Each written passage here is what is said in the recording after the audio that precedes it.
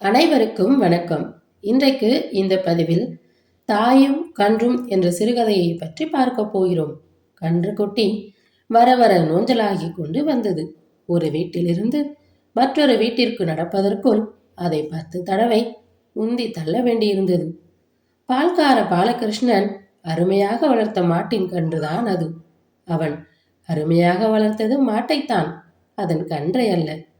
கன்று மாடு சுரப்பு விடுவதற்காக உள்ள கருவி என்று எண்ணினானே ஒழிய அதற்கும் உயிருண்டு என்பதை அவன் நினைத்து பார்த்ததே இல்லை.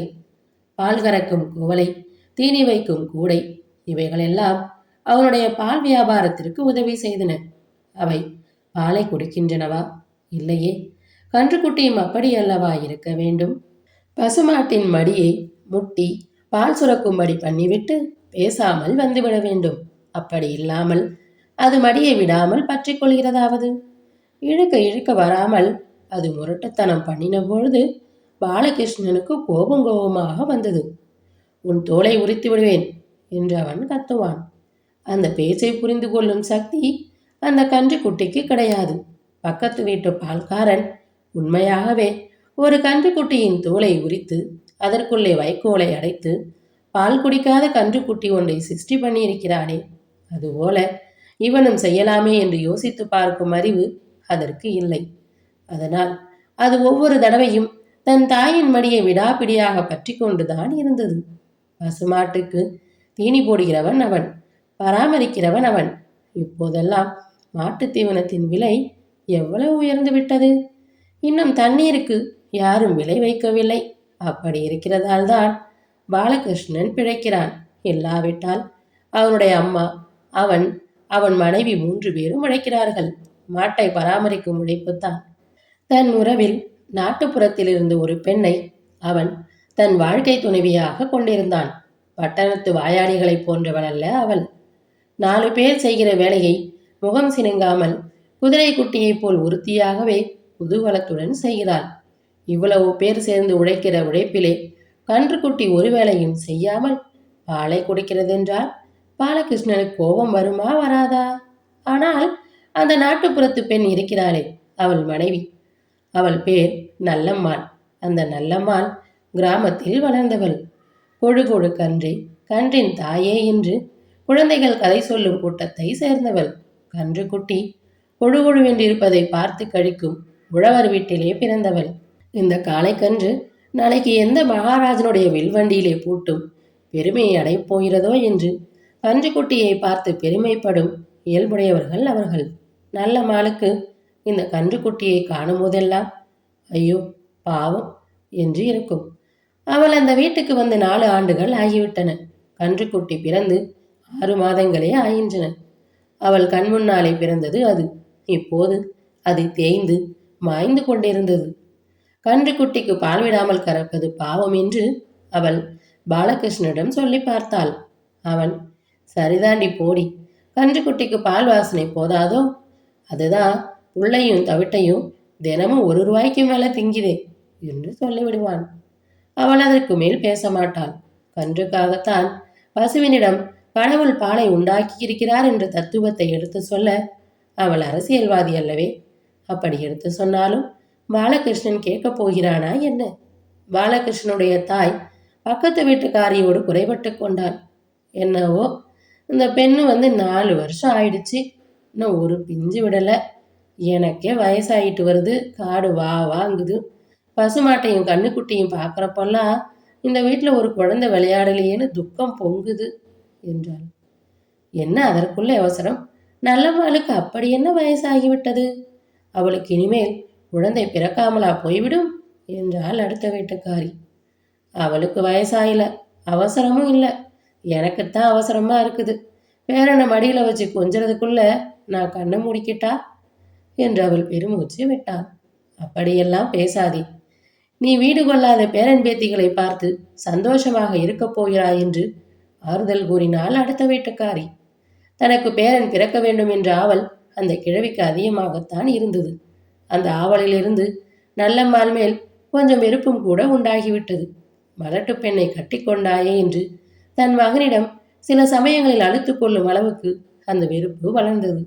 ஒரு நாள் நல்லம்மாள் காதில் இது விழுந்தது. அன்று முழுவதும் அவளுக்கு ஒன்றுமே வேண்டியிருக்கவில்லை. இரவு அவள் புருஷன் அவளை சமாதானப்படுத்தினான்.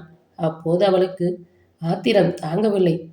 கன்றுக்குட்டிக்கு பால் விடாமல் கரைக்கிற கல் நெஞ்சக்காரர்களுக்கு குழந்தை எப்படி பிறக்கும் என்று கேட்டுவிட்டான். இப்படி ஒரு நாளும் அவள் பேசியதில்லை. பாலகிருஷ்ணனுக்கு அந்த வார்த்தை சுருக்கென்றிருந்தது. அவன் அவளை கோபிக்கவும் இல்லை, சமாதானப்படுத்தவும் இல்லை.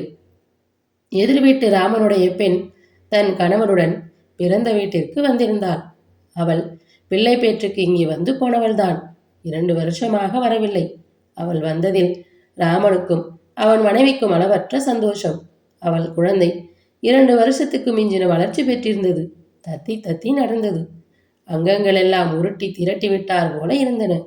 அந்த குழந்தையை எடுத்துக்கொண்டு வீதியிலே வந்து நிற்பதிலே ஒரு தனி இன்பம் கண்டாள் ராமன் மனைவி.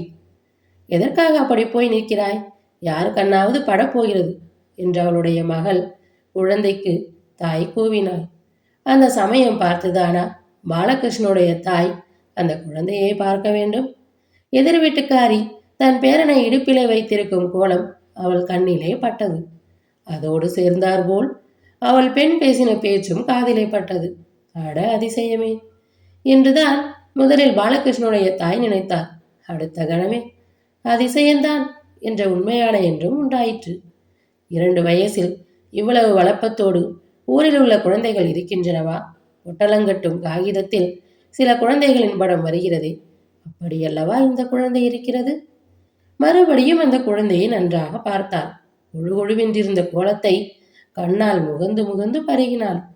அதிசயமான குழந்தைதான், எந்த தாயும் பெருமை பட வேண்டிய குழந்தை என்ற தீர்மானத்துக்கு வந்தாள். நமக்கு ஒரு நோஞ்சல் குழந்தை கூட அதிசயம்தான், இங்கே மலட்டு மரம் அல்லவா வளர்கிறது என்று அழுத்து கொண்டாள். அம்மா, குழந்தையை உள்ளே கொண்டு வா, பால் கொடுக்க வேண்டும் என்று குழந்தையின் தாய் சொன்னது இவள் காதில் விழுந்தது. தாய்ப்பாலின் ஊட்டம்தான் அந்த குழந்தைக்கு அவ்வளவு வளப்பத்தையும் ஒளிவையும் கொடுத்திருக்கிறது என்பது அவளுக்கு நினைவு வந்தது. எதிர் வீட்டு ராமனுடைய பெண் தன் குழந்தையை எடுத்துக்கொண்டு பாலகிருஷ்ணன் வீட்டுக்கு வந்தார். குழந்தைக்கு என்னம்மா கொடுக்கிற என்று பாலகிருஷ்ணன் தாய் கேட்டார். என் பால் தான் என்று அலட்சியமாக சொன்னால் அந்த பெண். பார்த்தாயா, நான் நினைத்தேன் என்று சட்டென்று பாலகிருஷ்ணனின் தாய் கூறினார். அப்போது மற்றொரு குரலும் எழுந்தது. பாலகிருஷ்ணன் மனைவி நல்லம்மாள் தான் பேசினாள். அதன் தாய்ப்பால் வகையாக இருந்தால் குழந்தை நன்றாக இருக்கும் என்று அவள் சொன்னாள். அவள் பேச்சு அவள் மாமியாருக்கு எரிச்சலை உண்டாக்கியது. ஆமா, நீ ரொம்ப கண்டுட்ட, தாய்ப்பாலை பற்றி பேச உனக்கு ஏது வாய் என்று சேரினான். 3வது பேர்வழியை வைத்துக்கொண்டு அவள் அப்படி பேசினது நல்லம்மாளுக்கு பிடிக்கவில்லை. தாய் என்றால் எல்லாம் தாய்தான். அதன் பாலை கன்றுக்குட்டிக்கு கொடுத்து வளர்க்க தெரியாதவர்களுக்கு மாத்திரம் தாய்ப்பாலின் அருமை புரிந்து விடுமா என்ன? அவள் பேச்சில் சிறிது வளமாகவே வெறுப்பு தொழிந்தது. ரோசம் கொண்ட பேச்சல்லவா அது? இப்படி புயல் மூண்டவுடன் எதிர்விட்டு பெண் நாகரிகமாக விலகி கொண்டாள். கடைக்கு போய் சாமான் வாங்க வேணும், நான் நாளைக்கு ஊருக்கு போகிறேன் அத்தை என்று சொல்லி விடைபெற்றாள். வாசல் திண்ணையில் இத்தனையும் கேட்டுக்கொண்டிருந்தான் பாலகிருஷ்ணன். அவனுக்கு கூட தன் தாயிடம் கோபம் வந்தது. அயலாருக்கு முன் அவள் நல்லம்மாளை படித்தது அவனுக்கு பொறுக்கவில்லை. இல்லை அம்மா, கன்றுக்குட்டியை இன்னும் கொஞ்சம் பால் விட்ட பிறகு குடியம்மா என்றான். இது என்னப்பா புதுசா போச்சு என்றாள் தாய். புதுசில்லம்மா, கண்ணுக்குட்டி நன்றாக இராவிட்டால் முனிசிபாலிட்டியில் அபராதம் போடுகிறார்களாம், பால் வியாரமே பண்ணக்கூடாது என்று தடுத்து விடுகிறார்களாம் என்றான் பாலகிருஷ்ணன். அவளுக்கு ஒன்றும் புரியவில்லை. ஆனால் நல்லம்மாளுக்கு நன்றாக விளங்கிவிட்டது. நீ இப்படி மனம் கசந்து கொள்கிறாய். அந்த குழந்தையை பார்த்தது முதல் எனக்கே மனசு இறங்கிவிட்டது. நான் பண்ணுகிற அக்கிரமம் புரிகிறது. ஏதாவது தந்திரம் பண்ணி அம்மாவை ஏமாத்தலாம். அம்மா ஏமாந்தாலும் தப்பல்ல, கன்றுக்குட்டி நீயும் ஏமாந்து போகக்கூடாது என்று அவன் தனிமையிலே சொன்ன வார்த்தை இப்போது செயலாக உருவாகிறது என்று விளங்கியது நல்லம்மாளுக்கு. அன்று முதல் கன்றுக்குட்டியின் பாடு குஷிதான். 6 மாதம் கழித்து எதிர்விட்டு பெண் மறுபடியும் வந்திருந்தாள். அவள் தங்கைக்கு கல்யாணம், அதற்காக வந்தாள். பாலகிருஷ்ணன் வீட்டு கன்றுக்குட்டி வாசலில் வந்ததை பார்த்தாள். தன் வீட்டு வாசலில் இருந்தபடியே பாலகிருஷ்ணன் தாயை, அத்தை, வேறு மாடும் கன்றும் வாங்கியிருக்கிறாளா என்று கேட்டாள். இல்லை இல்லை, பழைய மாடுதான் என்றாள் தாய். பின்னே அவளுக்கு ஆச்சரியமாக இருந்தது. எல்லாம் நீ கற்றுக் கொடுத்த வித்ததா என்று பதில் வந்தது. மருமகள் சவிக்கியமா என்று அந்த பெண் கேட்டாள். அடுத்த கணம் பழைய காட்சி நினைவுக்கு வந்ததனால் ஏன் கேட்டோம் என்று நாக்கை கடித்து கொண்டாள். ஆனால் அவள் எதிர்பார்த்த சீரல் தோன்றவில்லை. அவள் 10 நாள் பிறந்த வீட்டில் இருந்து விட்டு வரப் போயிருக்கிறாள் என்று பாலகிருஷ்ணன் தாய் முகமலர்ச்சியுடன் சொன்னாள். என்ன விசேஷம் என்று அடுத்த வீட்டுக்காரி கேட்க, சாமி கண்ணை திறந்து பார்த்திருக்கிறார் என்று சொல்லிக்கொண்டே அருகில் வந்து நின்ற கன்றுக்குட்டியை அந்த கிழவி தடவி கொடுத்தாள். இத்துடன் இந்த கதை நிறைவடைகிறது. அடுத்து வரும் பதிவில் மற்றும் ஒரு நல்ல கதையுடன் சந்திப்போம். நன்றி, வணக்கம்.